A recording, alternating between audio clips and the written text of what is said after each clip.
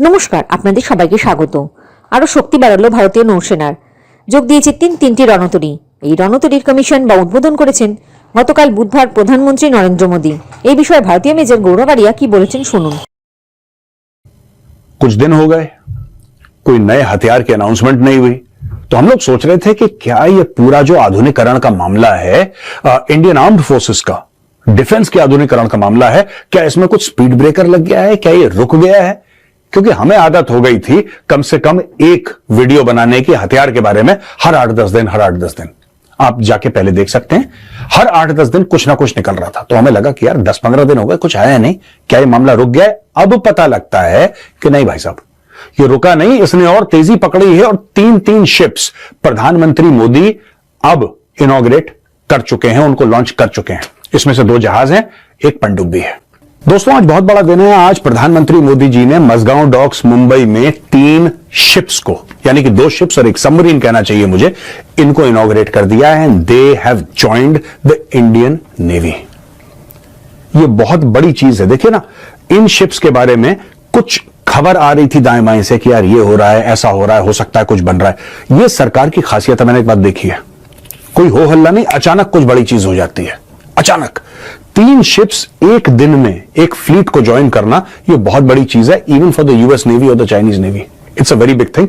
अब मैं आपको बताता हूं इन शिप्स के बारे में कि क्या क्या शिप्स हैं, इनकी क्या क्या काबिलियत है, क्या क्या सलाहियतें हैं और ये क्यों इंडियन नेवी के लिए इंपॉर्टेंट है। ये मेरे नोट्स हैं दोस्तों यहां पे।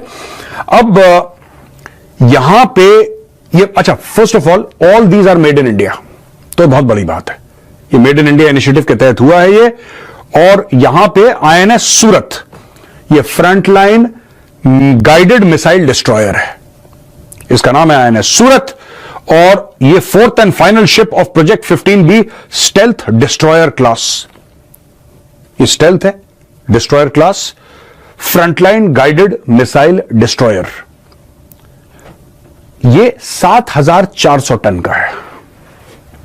ये देखिए, 7400 टन की इसकी डिस्प्लेसमेंट है। लेंथ इसकी 164 मीटर है। State of the art weapons and sensors like surface to air missiles, anti ship missiles and torpedoes से ये लैस है बिल्कुल।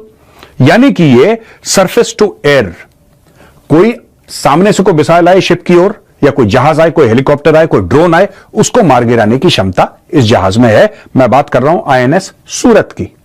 इसके अलावा दोस्तों, एंटी शिप मिसाइल, कोई सामने से कोई शिप आ रहा हो उसको मार गिराने की, और टॉर्पीडोज यानी कि पानी के अंदर जो मिसाइल जाती हैं, टॉर्पीडोज कहते हैं। It's like a missile only, I am using a generic term missile here for torpedoes.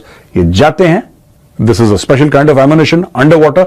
ये जाके आप इससे सबमरीन को मार सकते हैं, आप इससे किसी जहाज को, डिस्ट्रॉयर हो, किसी को भी आप बर्बाद कर सकते हैं। ये उससे लैस है। 30 नॉट से ज्यादा इसकी स्पीड है, यानी कि 56 किलोमीटर प्रति घंटे। अगर आप जमीनी रफ्तार देखें, ये चलती पानी में है, लेकिन कोई कार को अगर आप 56 किलोमीटर पर आवर पे दौड़ाते हैं, उतना ये पानी में दौड़ता है। अब ये देखिए, आप सोचेंगे साहब 56 किलोमीटर क्या ही स्पीड होती है, लेकिन भाई साहब आपकी गाड़ी 1-1.5 टन की है, मेरी गाड़ी 1-1.5 टन की होगी। ये 7400 टन का पूरा एक कई हाथियों का ये वजन है। ये हम लोग हॉर्स पावर बात करते हैं, इसमें एलिफेंट पावर की बात करना वो भी काफी नहीं पड़ेगा। आप ये समझ लीजिए 7400 tons going at 54 kilometer per hour. अब आप देख लीजिए क्या स्पीड होगी और क्या इसकी काबिलियत होगी इस जहाज की। इसके अलावा ये हेलीकॉप्टर है, चेतक है, ALH है, सी किंग है, MH-60 रोमियो, सी हॉक। एक्चुअली ये जो हेलीकॉप्टर्स हैं, ये सारे के सारे इसमें लैंड कर सकते हैं, टेक ऑफ कर सकते हैं। 75% इसमें लोकल इसमें कंपोनेंट्स जो हैं, इंडिजिनस जो इसके अंदर सामान लगा हुआ है, 75% वो मेड इन इंडिया है। 25% फिर इंपोर्ट हो रहा है। अब धीरे धीरे क्या हो रहा है कि एक जमाने में दोस्तों हम लोग ना बनाते कम थे, इंपोर्ट ज्यादा करते थे। हम लोग कहते थे यहां पे 10% या पेंट पूंट कर देंगे, थोड़ा नटबोल्ड। आज की तारीख में 75% भारत के अंदर बन रहा है। This is a huge change. एक पूरा शिप बिल्डिंग का इकोसिस्टम भारत में चेंज हो गया।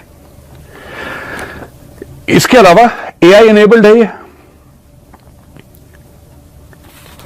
ये 2019 में इसका कील को लेकर आ गया था 7 नवंबर 2019। ये आप ये लगा लीजिए कि less than 5 years the ship is ready. इसको लॉन्च करा था, लॉन्च तो इसको 2022 में ही कर दिया था, लेकिन ट्रायल इसकी हुई थी, अब इंडक्ट हो गया आज ये। अब आप लगा लो, इसका कील ले हुआ था 19 में, 22 में लॉन्च कर दिया। उसके बाद इन्होंने 2 साल, 2.25 साल इसकी ट्रायल्स करी, सब कुछ ट्रायल्स, ये चलता कैसे है, इसमें कोई कमी पेशी तो नहीं है, और सब कुछ कंप्लीट करके आज प्रधानमंत्री जी ने इसको कमीशन कर दिया, राइट। इसके बाद हम दोस्तों आते हैं आईएनएस नीलगिरी। आईएनएस नीलगिरी ये स्टेल्थ फ्रिगेट है, स्टेल्थ फ्रिगेट है, और इसका जो डिस्प्लेसमेंट है 6,670 टन, 6,670 टन इसकी डिस्प्लेसमेंट है, यानी कि इसका वजन है। इसमें 8 ब्रह्मोस सुपरसोनिक क्रूज मिसाइल लगेंगे, 8 ब्रह्मोस मिसाइल इसके अंदर है। Vertical launch system for surface to air missiles, यानी कि वर्टिकल लॉन्च सिस्टम ऐसे लगे, खट से गई। सरफेस टू एयर आप जानते हैं, हवाई हमला कोई भी हो, ड्रोन का हो, वो हेलीकॉप्टर का हो, वो जहाज का हो, वो मिसाइल का हो, कुछ भी हो, उसको मार गिराने में ये सक्षम है। इसके अलावा 76 mm gun and AK-630 close in weapon system इसके अंदर है। इसके अंदर MF स्टार रेडार है, advance systems for stealth, survivability and sea keeping, और railless helicopter traversing system for day and night operations and supports a wide variety of helicopters. तो इसमें भी कई प्रकार के हेलीकॉप्टर लैंड कर सकते हैं, दिन को और रात को।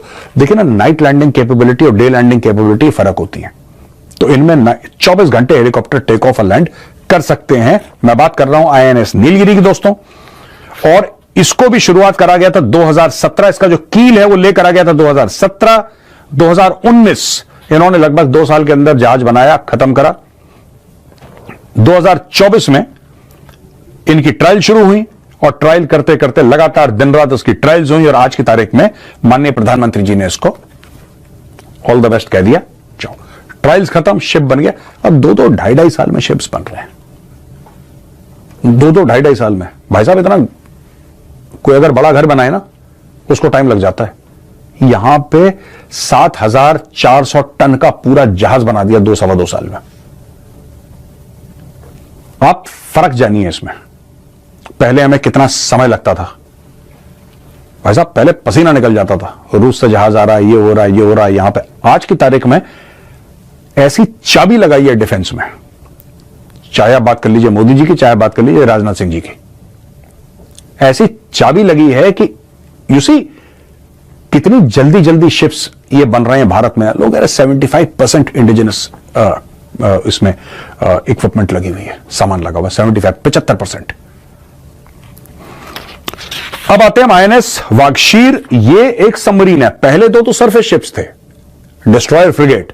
This is a diesel electric submarine, और ये project 75 sixth and final submarine है। ये 6 सबमरीन की डील थी प्रोजेक्ट 75, उसमें से छठी और फाइनल है, 5 कमीशन हो गई हैं, ये लास्ट है इसमें दोस्तों। और इसमें ये है 1565 टन की submarine, 1565 tons, anti surface warfare, anti submarine warfare, intelligence gathering, area surveillance and special operations.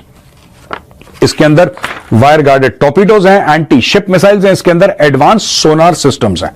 Sonar systems क्या होते हैं? सोनार रेज होती हैं दोस्तों, ये रेस जाती हैं, वो टकरा के वापस आती हैं, तो आपके रडार को पता लगता है कि सामने क्या है, जहाज है, सबमरीन है, चल क्या रहा है वहां पे, ड्रोन है, अंडर वाटर ड्रोन्स भी आते हैं, तो ये सब इसके सोनार सिस्टम्स कैच कर सकते हैं। अच्छा, भारत की जो इंडो पैसिफिक दोस्तों, अब ये इसमें काफी कुछ और लिखा हुआ है, लेकिन मैं आपको एक बात बता दूं, 2-3 चीजें अपनी तरफ से।